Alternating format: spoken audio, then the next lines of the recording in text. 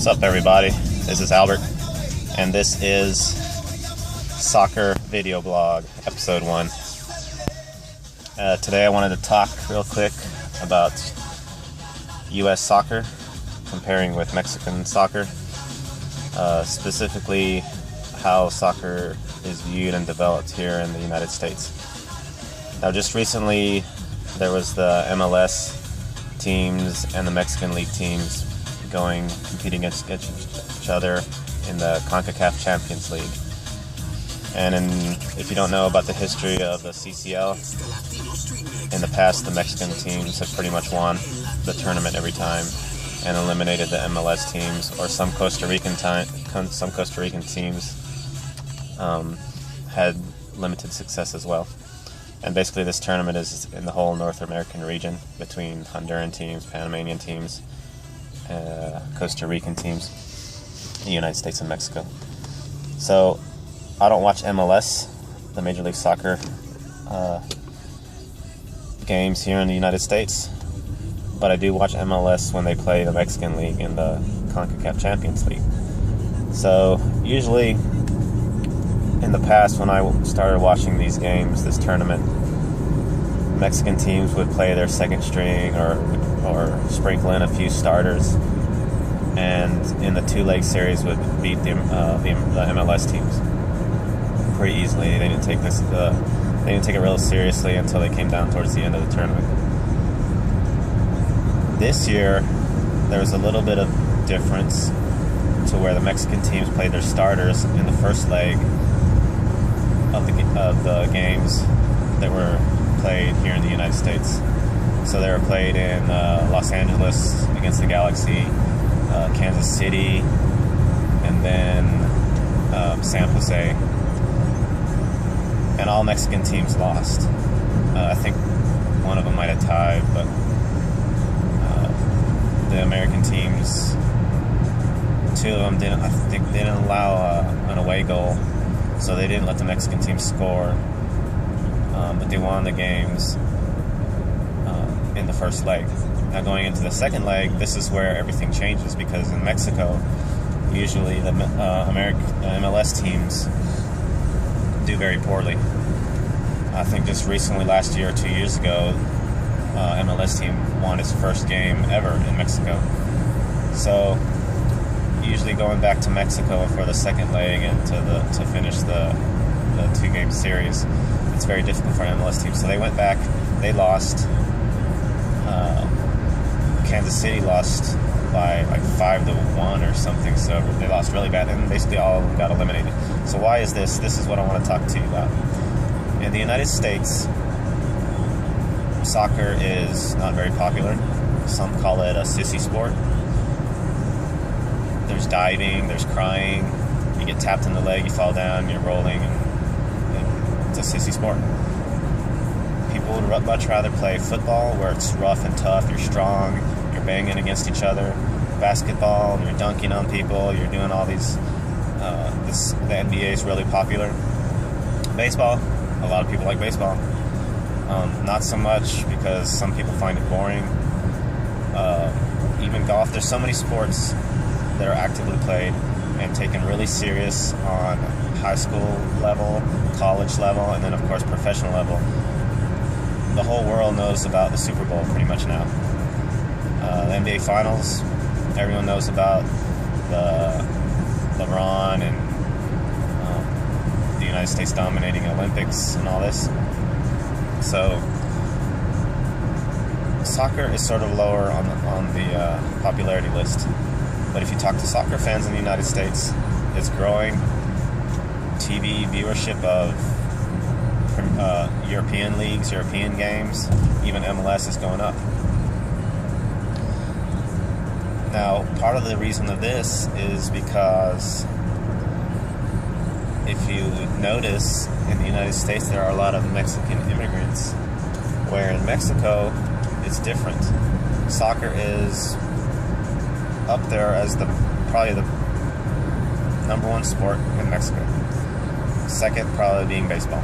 The number one sport in Mexico is soccer. Kids grow up looking up to Cristiano Ronaldo, Lionel Messi, all these other players playing soccer in their house, on the street. They have a ball in their feet all the time. They grow up with it. I know kids who have pretty good skills when they're really small, just by playing around, not necessarily playing in any type of YMCA equivalent league, but just playing around on the street with their friends in these little cement courts that are around town. Sometimes dirt fields, sometimes grass fields, sometimes in leagues. But they grow up with a ball to their feet. This results in technical ability. They're able to handle the ball well with their feet, dribble, juggle. The technical ability is much greater than the United States. Where in the United States, you might grow up as a kid playing soccer and then leave it, or continue on to high school and then college. But that ball is with you when you go to practice. That ball is with you when you go play a game. The ball may not be with you in your house, kicking it against the wall, breaking windows. It might not be with you out on the street where other kids are playing football or playing basketball with those basketball rims that they have out in the street. You can just put some cement on them. That is a more common occurrence than two cones in the middle of the street or two rocks in the middle of the street as goalposts and people playing soccer in the middle of the street. So the kids, the United States, grow up with, don't have that level of technical ability, that level of ball control. When you pass the ball to someone, they're not going to control it maybe immediately as easily as a Mexican or South American or other type player would. Now the physical ability to run faster, to be bigger and stronger, we already know is there in the American player. They are athletes, they are strong, physical. But we see that with Jamaica. Jamaica has a soccer team.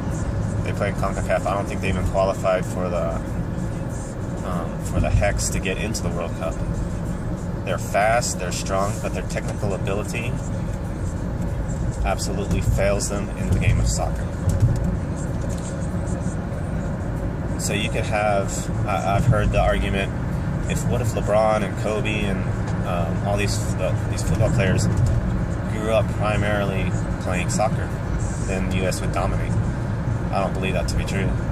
You can have the most athletic person playing soccer, but if they don't have that technical ability or control, then it's really of no use. It's a lot easier to dribble a basketball, play basketball, shoot a basketball with your hands, where you have finger control. You can palm the ball, even whatever. You have control with your hands. You can catch a football with your hands. You throw the football with your hands. You pass the basketball with your hands. You have these fingers to do that with ease. Whereas in soccer, it's your foot. You have to put the ball in the goal with your foot. You have to pass to the person, not near the person, but at the person's body, at the person's feet, to be able to be a successful team. So technical ability and talent is needed a lot more in soccer than a lot of the other sports. And so that's a problem there. So the reason Mexico and other areas, other teams, countries have the advantage on the United States is because of this.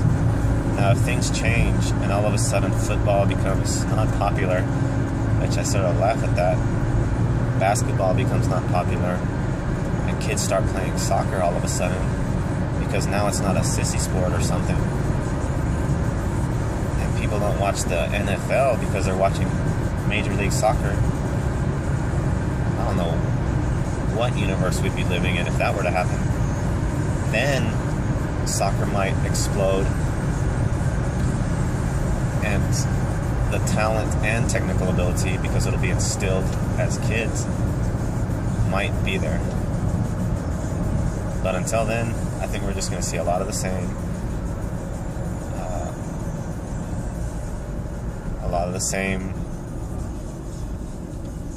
attempts to grow soccer, but not really have the success on the talent side as far as club teams and even the U.S. national team. The U.S. national team against Mexico, you might be laughing because you might be saying 2-0, 2-0, 2-0. That is true. The national team has found a way to play to their strengths, which is their physical ability and what they're able to do. And they're able to get that better advantage over the Mexican team. And this is a majority in the United States, because in Mexico still has somewhat of an advantage, although the U.S. did win a friendly a year ago in Mexico City. So the U.S. still gets its 2-0 wins in the United States. Now we're going to find out next month what happens in Phoenix against Mexico and the United States.